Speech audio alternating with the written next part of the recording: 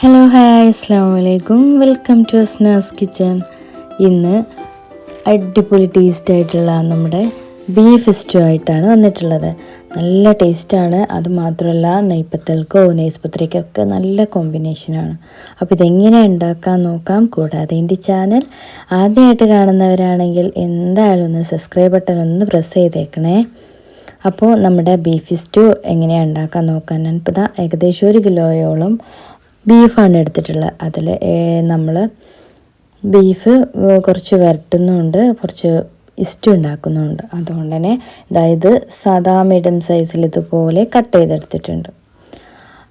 Cut ചെയ്ത് കഴുകി വൃത്തിയാക്കി എടുക്കുക. അപ്പോഴേക്കും ഒരു 10-20ഓളം ചെറിയ ഉള്ളി, ഒരു ബൾബ് വെളുത്തുള്ളി, പിന്നെ അല്പം 2 വലിയ കഷ്ണം തന്നെ ഇഞ്ചിയും എടുക്കുക. ഇത് നന്നായിട്ട് മിക്സിയിൽ പേസ്റ്റാക്കി എടുത്തിട്ടുണ്ട്. അതിനുശേഷം ഒരു 1/2 കിലോയോളം ബീഫ്, കട്ട് ചെയ്ത ബീഫ് കഴുകി വൃത്തിയാക്കി എടുത്തിട്ടുണ്ട്. അത് നമുക്ക് കുക്കറിലേക്ക് ഇട്ട് കൊടുക്കാം. ഇപ്പോൾ അടുപ്പിൽ വെക്കുന്നവരാണെങ്കിൽ അങ്ങനെയും വെച്ച് വേവിക്കാം കേട്ടോ. ഇത് കുക്കറിലാണ് ഞാനിന്ന് കുക്ക് ചെയ്തെടുക്കുന്നത്. ഇതിലേക്കൊരു 5 പച്ചമുളകും പിന്നെ 2 വലിയ മീഡിയം സൈസ് തന്നെ തക്കാളി എടുത്തിട്ടുണ്ട്. തക്കാളിയും പച്ചമുളകൊക്കെ പച്ചമുളക് ഇതുപോലെ ഇട്ട് കൊടുക്കുക.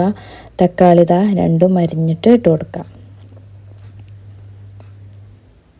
ബീഫ് സ്റ്റൂ നല്ല ടേസ്റ്റാണ് കേട്ടോ. ഇപ്പോൾ നമ്മൾ നെയ്ച്ചോറിലേക്കാണെങ്കിലും ഇതുപോലെ തന്നെ ചിക്കൻ ഇട്ടിട്ടും സ്റ്റൂ ഉണ്ടാക്കിയെടുക്കാം കേട്ടോ.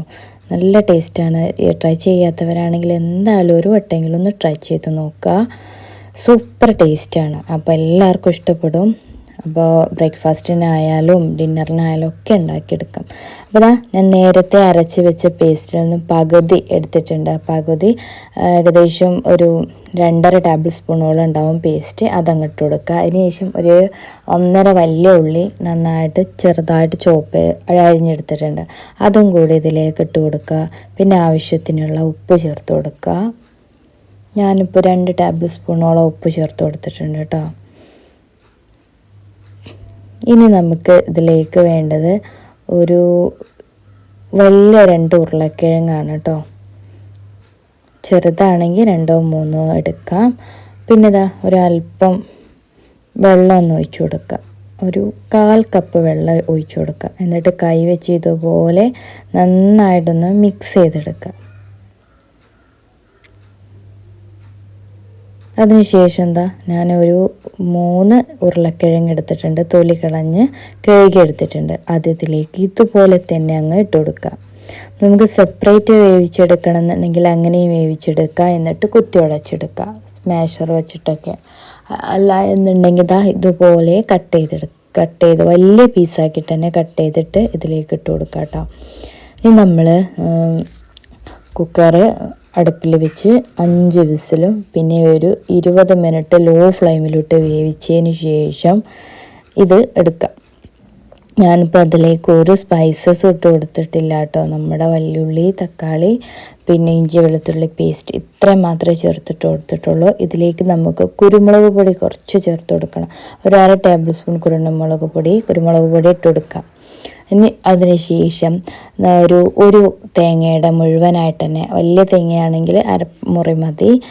എന്തായാലും ഏകദേശം ഒരു 3 കപ്പ് തേങ്ങ തന്നെ വേണം.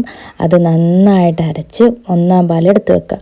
അതിനുശേഷം വീണ്ടും വെള്ളം ഒഴിച്ച് 2/2 പാൽ എടുത്തതിന് ശേഷം ആ 2/2 പാൽ ഇതിലേക്ക് ആദ്യം തന്നെ 2/2 പാൽ ഒഴിച്ചു കൊടുക്കുക. അതിനുശേഷം ഉരുളക്കിഴങ്ങ് അതിൽ നിന്ന് കോരി മാറ്റിയിരുന്നു ആദ്യം തന്നെ. അതിലേക്ക് 1/4 പാൽ ഒരു 1/2 കപ്പോളം ഒഴിച്ചു കൊടുത്തിട്ട് നമ്മൾ ഉരുളക്കിഴങ്ങിലേക്ക് ഒഴിച്ചു കൊടുത്ത് മിക്സിയിൽ 1/4 പാലും കൂട്ടിയിട്ട് നന്നായിട്ട് ഉരുളക്കിഴങ്ങ് അരച്ചെടുക്കുക. നല്ല പേസ്റ്റ് പരുവത്തിലാക്കിയെടുക്കുക. ഇതുപോലെ. അതിനുശേഷം നമ്മുടെ വെന്ത് വന്നിട്ടുള്ള നമ്മുടെ ബീഫില്ലേ, ബീഫ് അപ്പോഴേക്കും നെയ്യൊക്കെ വരുന്നുണ്ട് കേട്ടോ. കുറച്ച് സമയമായപ്പോഴത്തിന് തണുത്തിട്ടുണ്ട്. അപ്പോൾ നമ്മൾ ഉരുളക്കിഴങ്ങും തേങ്ങാപ്പാലും കൂട്ടി അരച്ചത് ഇതിലേക്ക് ഒഴിച്ചു കൊടുക്കുക.